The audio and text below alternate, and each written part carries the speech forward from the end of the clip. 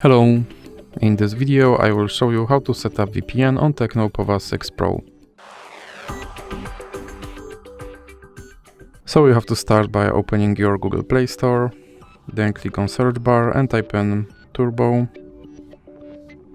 VPN and click search. Then select this application and click install.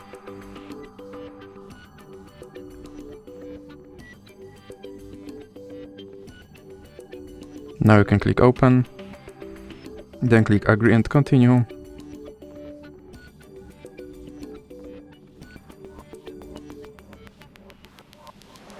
And now you can close this ad,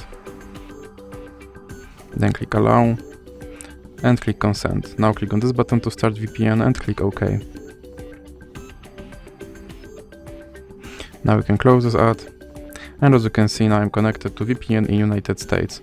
So that's it for this video. If you liked it, please remember to leave a like and subscribe.